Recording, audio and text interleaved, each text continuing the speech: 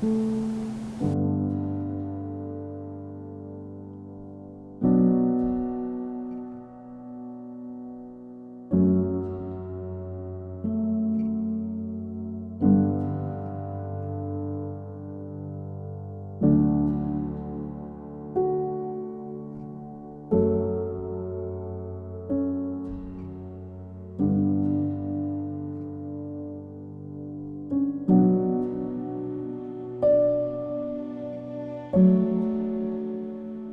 wouldn't say that I am afraid of being alone, but I do resist it strongly.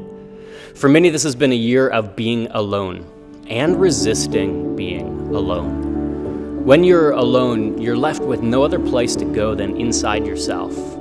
You're left with nothing more than your own thoughts. We get really good at resisting being alone with our thoughts. Watching Netflix endlessly and mindlessly, scrolling social media, listening to music or podcasts 24/7, we create a lot of noise. Here, I want to show you something in this building.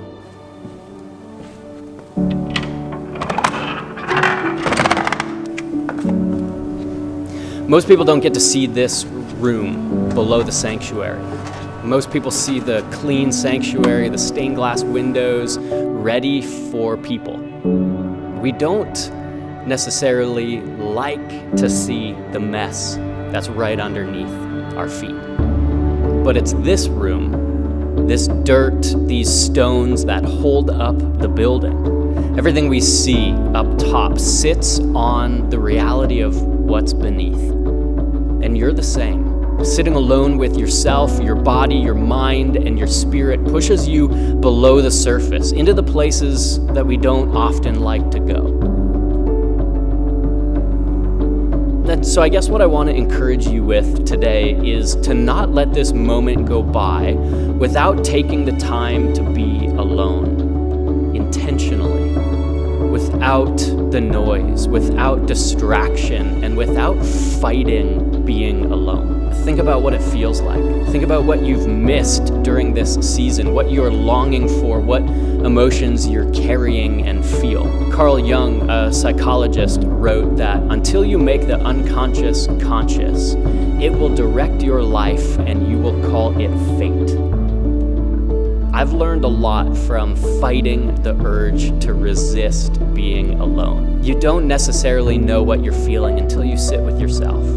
The reality is that those feelings and emotions are indicators of what is really going on in your body and in your mind below the surface. The stress you carry, the hurt and pain you've experienced, the moment you can't forget, or the thing that you can't let go of. And I'm not just saying get over it. I am saying that there's hope in facing it.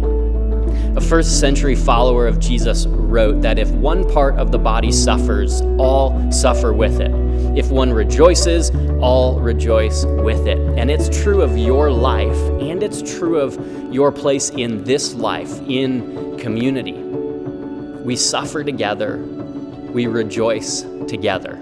So before this season is over, learn to embrace being alone so we can rejoice together.